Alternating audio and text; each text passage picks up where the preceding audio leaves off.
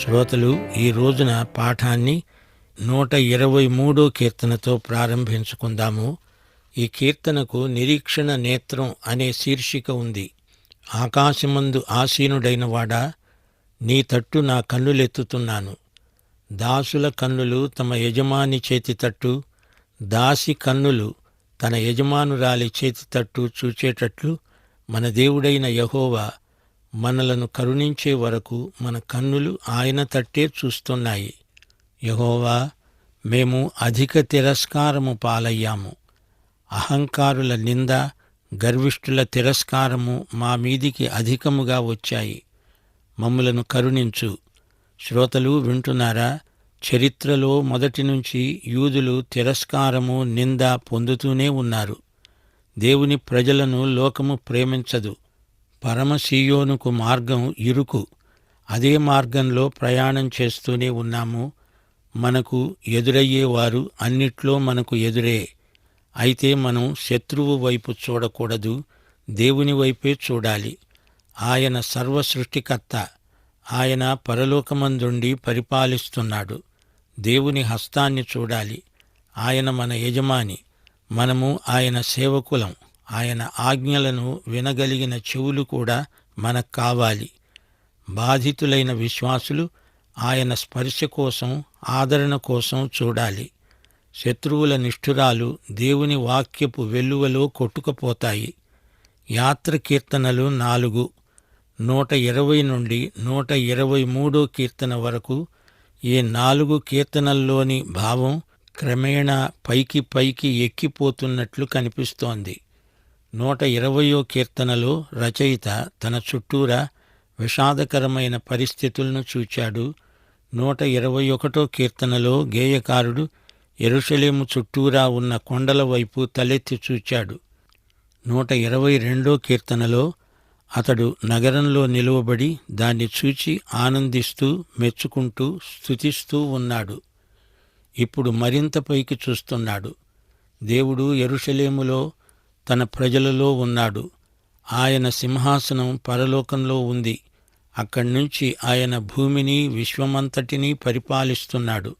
మన దృష్టి కూడా పరలోకం వైపే ఉండాలి. అలాగైతే ఆధ్యాత్మిక జీవితంలో పైకి ఊర్ధ్వముఖంగా ఎక్కిపోతాము. పరలోక యజమానికి మనము దాసదాసీలము. ప్రపంచ పరిపాలన, తన దాసుల వ్యక్తిగత జీవితాల పాలన అంతా పరలోక దేవునిదే. మన కన్నులు ఆయన తట్టు, ఆయన చేతి తట్టు చూస్తున్నాయి. దేవుని ప్రజలు ఆయన కరుణ కోసం చూస్తున్నారు.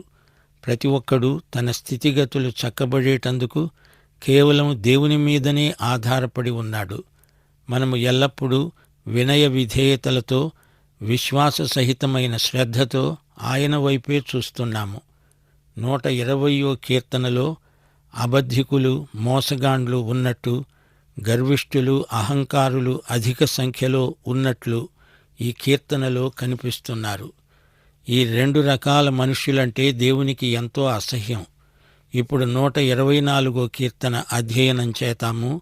మనుష్యులు మన మీదికి లేచినప్పుడు, యెహోవా మనకు తోడై ఉండని ఎడల, వారి ఆగ్రహము మనపైని రగులుకున్నప్పుడు, యెహోవా మనకు తోడై ఉండని ఎడల, వారు మనలను ప్రాణముతోనే మింగేసేవారే. జలములు మనల్ని మింగివేసి ఉండేవే. ప్రవాహము మన మీదుగా పొర్లిపారి ఉండేది. ప్రవాహములై ఘోషించే జలములు మన ప్రాణముల మీదుగా పొర్లిపారి ఉండేవే అని ఇశ్రాయేలీయులు అందురుగాక. వారి పండ్లకు మనలను వేటగా అప్పగించని యెహోవా స్తుతినొందునుగాక. పక్షి తప్పించుకున్నట్లు మన ప్రాణము వేటగాండ్ల ఉరి నుండి తప్పించుకున్నది. ఉరి తెంచబడింది, మనము తప్పించుకున్నాము. భూమి ఆకాశములను సృజించిన యెహోవా నామము వలననే మనకు సహాయము కలుగుతున్నది. శ్రోతలు వింటున్నారా?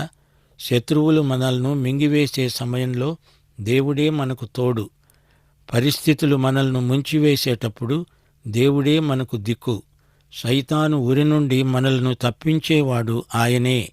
అపవాది కుతంత్రాలను మనము ఎరుగని వారము కాము. సైతాను చర్యలను పసికట్టాలి. యేసుక్రీస్తు మరణ పునరుత్థాన ఆరోహణముల ద్వారా మనకు విడుదల. సైతాను కుట్రలన్నీ చిన్నాభిన్నమైపోయాయి. మనము స్వేచ్ఛగా ఎగిరే పక్షులం. విశ్వాసపు రెక్కలతో పరలోక ప్రదేశాలకు ఎత్తుగా ఎగిరిపోగలం. దేవునికి స్తోత్రం. పాపము నుండి, రోగము నుండి, బాధ నుండి విమోచించేవాడు ఆయనే. విడుదల ప్రసాదించేవాడు ఆయనే. మత్తయి సువార్త 8:17 ఆయనే మన బలహీనతలను వహించుకొని మన రోగాలను భరించాడు. 1 పేతురు 2:24 ఆయన తానే తన శరీరమందు మన పాపములను మ్రాను మీద మోసుకున్నాడు. ఆయన పొందిన గాయముల చేత మీకు స్వస్థత కలిగింది. శ్రోతలు వింటున్నారా? శత్రువుల బారి నుండి గొప్ప విడుదలను ఈ కీర్తనలోని వచనాలు ప్రకటిస్తున్నాయి. వారు ఘోషించే జలం, వారు అడవి మృగాలు, వారందరూ క్రూరులైన వేటగాండ్లు. మన జ్ఞానము, బలము, యుద్ధ నైపుణ్యం కాదు. దేవుడు మన పక్షమున ఉన్నాడు గనుక మనకు విజయం. ఈ వాస్తవ వార్తను అందరూ వినేటట్లు మనం ప్రకటించాలి. దేవుని సంఘం చుట్టూరా శత్రుభావము గలవారెందరో పొంచి ఉన్నారు. దుర్మార్గులతో చేయి కలిపి సైతాను క్రీస్తు సంఘాన్ని నాశనం చెయ్యాలని చూస్తున్నాడు. హేళనలు, బెదరింపులు, అన్యాయాలు, బాధలు, హింసలు, హత్యలు సంఘానికి కొత్తేమీ కాదు. దేవుడు తన ప్రజల పక్షాన ఉన్నాడు కాబట్టి దేవుని సంఘం ఎన్నటికీ సమసిపోదు. మనుష్యుల ఆత్మలను వేటాడే దుష్టుడు అపవాది. విశ్వ సృష్టికర్త అయిన దేవుడు మహాశక్తిమంతుడు. ఆయన మనకు సహాయమై ఉండగా వేరే సహాయం మనకెందుకు? శ్రోతలు, ఇప్పుడు మనం 124 కీర్తన ముగించాము. ఈ కీర్తనలోని ముఖ్యాంశాలను జ్ఞాపకముంచుకోండి. ఇశ్రాయేలు ప్రజలు పూర్తిగా దేవుని మీద ఆధారపడి ఉన్నారు. యెహోవాయే మనకు తోడు. శత్రువులు మనల్ని మింగేయాలని చూస్తున్నారు. వారే మింగివేయబడతారు. కోరహుకు ఏమి జరిగింది? భూమి తన నోరు తెరచి కోరహు సంబంధులందరినీ, వారి సమస్త సంపాద్యమును మింగివేసింది. వారంతా ప్రాణంతో పాతాళంలోకి కూలిపడ్డారు. భూమి వారిని మింగివేసింది. మిగతా వారిని అగ్ని దహించి వేసింది. భూమి ఆకాశములను సృజించిన యెహోవాయే మనకు సహాయం. ఇప్పుడు 125 కీర్తన. ఈ కీర్తనలో యాత్రికుడు సీయోను కొండను చూస్తున్నాడు. సుదూర భవిష్యత్తులోకి చూస్తున్నాడు. ఫిలిప్పీ పత్రిక 1:6 అంటోంది, మనలో దేవుడు ఆరంభించిన సత్క్రియ యేసుక్రీస్తు దినము వరకు కొనసాగాలి. ఇదే నిరీక్షణతో మనము కూడా ఈ రోజున ముందుకు చూస్తున్నాము. 125 కీర్తన క్షేమమును, భద్రతను ప్రకటిస్తుంది. ఇశ్రాయేలు జాతి ఉజ్జీవాన్ని ప్రవచిస్తుంది. యాత్రికులు యూదయ పర్వతాలను చూచి యెరూషలేము చుట్టూ ఉన్న కొండలను పరిశీలించి ఆనందిస్తున్నారు. ఇప్పుడు వివరాలు వినండి. యెహోవాయందు విశ్వాసముంచేవారు కదలక నిత్యము నిలిచే సీయోను కొండలాగా ఉంటారు. యెరూషలేము చుట్టూ పర్వతములున్నట్లు యెహోవా ఇది మొదలుకొని నిత్యము తన ప్రజల చుట్టూ ఉంటాడు. విశ్వాసులు స్థిరంగా నిలిచి ఉండాలి. దేవుడు తన ప్రజలను నిర్దోషులనుగా తన ఎదుట నిలువబెట్టుకుంటాడు. ఆయన అందుకు సమర్థుడు. నీతిమంతులు పాపము చేయడానికి తమ చేతులు చాచకుండా భక్తిహీనుల రాజదండము నీతిమంతుల స్వాస్థ్యము మీదికి రాదు. నీతిమంతుల స్వాస్థ్యాన్ని దేవుడే కాపాడుతాడు. సైతాను నీతిమంతులను ఏమీ చెయ్యలేడు. రాజదండము మన దేవుని చేతిలో ఉన్నది. అయితే ఈ లోకము సైతాను వశంలో ఉన్నది. మనము దేవునికే లోబడాలి, సైతానుకు భయపడకూడదు. 4 యెహోవా మంచివారికి మేలు చెయ్యి, యథార్థ హృదయులకు మేలు చెయ్యి. తమ వంకర త్రోవలకు తొలగిపోయే వారిని, పాపము చేసే వారితో కూడా యెహోవా కొనిపోతాడు. ఇశ్రాయేలు మీద సమాధానము ఉండునుగాక. దేవుడు మనకు క్షేమము, భద్రత అనుగ్రహించాడు. అందుచేత మనము లోకము నుండి ప్రత్యేకించబడిన వారమై జీవించాలి. యాకోబు పత్రిక 2:20 చెప్పినట్లు క్రియలు లేని విశ్వాసము మృతము. అనగా మన విశ్వాసము సజీవమై పనిచేసేది అయి ఉండాలి. పని చెయ్యలేని విశ్వాసం చచ్చు విశ్వాసం, అది మృతతుల్యమే. ప్రియ శ్రోతలు, వింటున్నారా? యెరూషలేము రాజ్యాధికారం దుర్మార్గుల చేతిలో ఉంది. అయితే విశ్వాసులను వారేమీ చెయ్యలేరు. వారు క్షేమంగానే ఉంటారు. భ్రష్ట పరిపాలన అంతమవుతుంది. ఈ కీర్తన ముగింపులో ప్రార్థన ఉంది. ఒక భవిష్యద్వాక్కు ఉంది. ఇశ్రాయేలు మీద సమాధానము నిలిచి ఉండునుగాక. యెహోవాయందు విశ్వాసము గలవారే నీతిమంతులు, న్యాయవంతులు, మంచివారు, నిజాయితీ పరులు. న్యాయం, మంచితనం, నిజాయితీ ఇవన్నీ మన విశ్వాసానికి ఫలితాలు. అనేక తరాలు గతించిపోయాయి. అనేక జాతులు లేచినట్టే లేచాయి, అంతలోకే అధఃపతనమయ్యాయి. ఈ భూమిని యుద్ధాలు ముంచెత్తాయి. సీయోను పర్వతం మాత్రం అలాగే కదలకుండా ఉంది.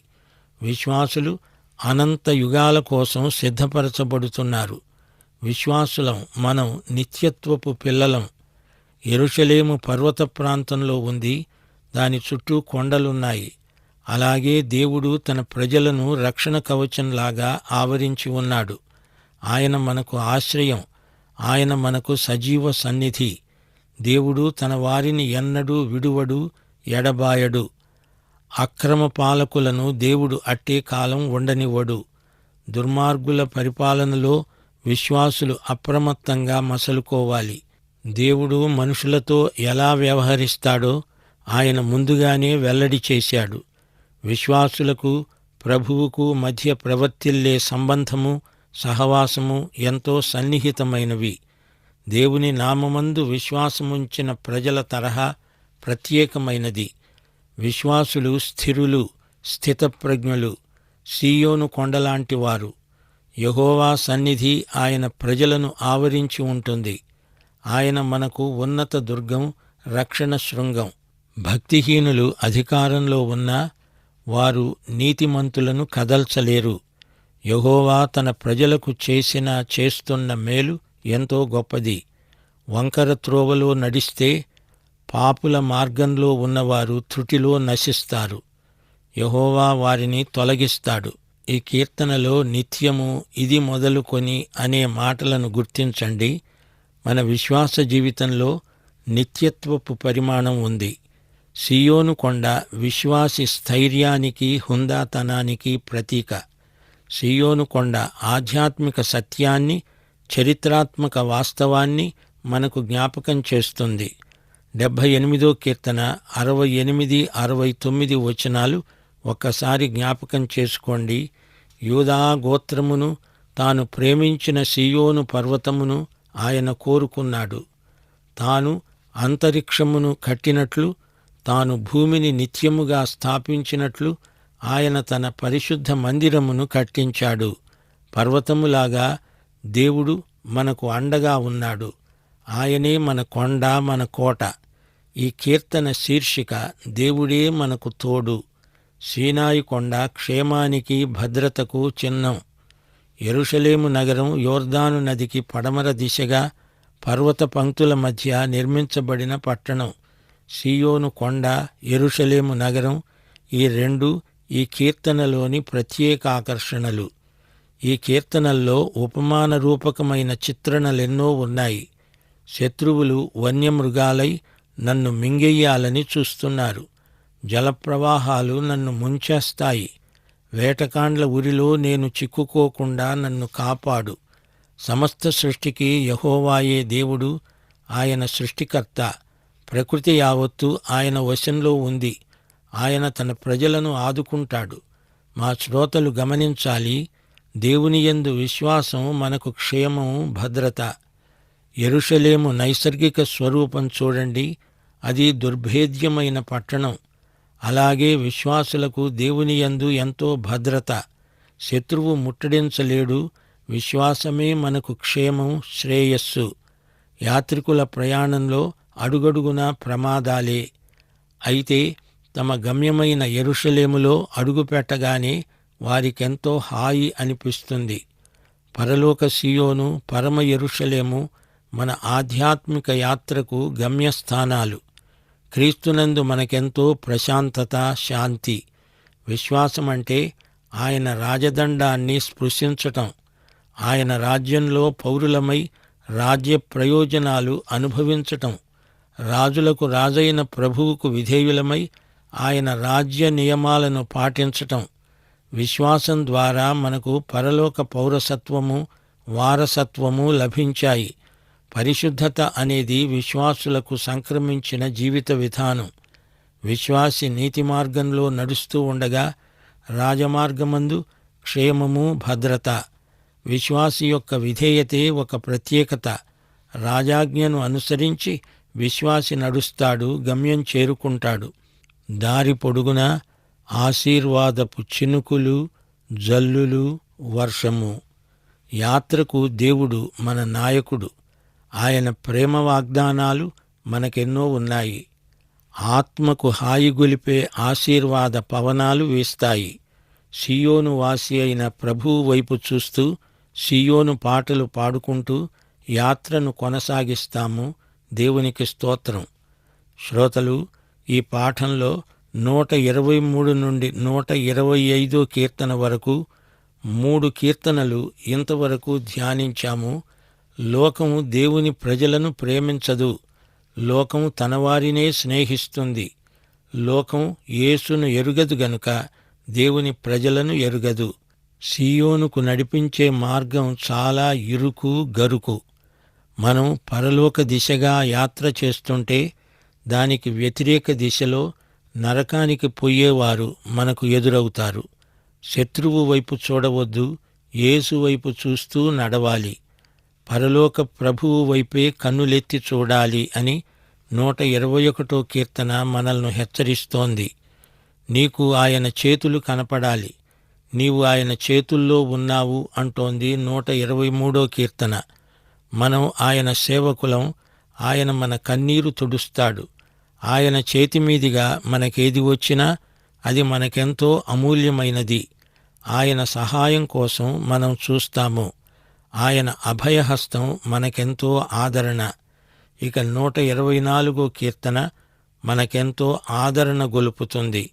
మనుషుల వల్ల, పరిస్థితుల వల్ల, సైతాను వల్ల కలిగే ప్రమాదాల నుండి దేవుడే మనల్ని కాపాడుతాడు. సైతాను వేటగాడు, వాడు ఉరి ఒడ్డుతాడు. నీవు అజాగ్రత్తగా ఉంటే అందులో చిక్కుకుంటావు. జాగ్రత్త. యేసు ప్రభువు మరణ పునరుత్థానాలే మనకు రక్ష. ఆయన ఆరోహణం మనకు విడుదల. మనం అప్రమత్తంగా ఉంటే సైతాను ఉరి మనల్నేమీ చెయ్యజాలదు. సైతాను చేతికి మనము చిక్కము.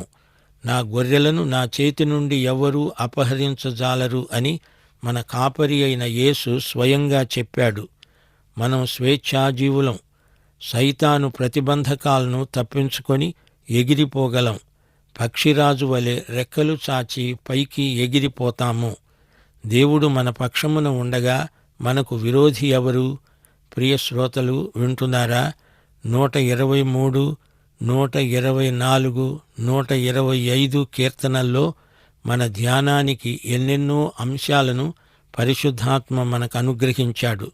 వాక్య ధ్యానమందు పరిశుద్ధాత్మ మనల్ని సర్వసత్యములోనికి నడిపించినందుకు ఆయనకెంతో కృతజ్ఞులం. ప్రియశ్రోత, నీవు యాత్రికుడివి. యేసుతో ఠీవిగా నడువు, అడ్డుగా వచ్చే వైరిని గెలువు. పాఠం ఇంతటితో సమాప్తం. మన ప్రభు అయిన యేసుక్రీస్తు వారి కృప, తండ్రి అయిన దేవుని ప్రేమ, పరిశుద్ధాత్మ యొక్క అన్యోన్య సహవాసము మనకు సదాకాలము తోడై ఉండునుగాక. ఆమేన్.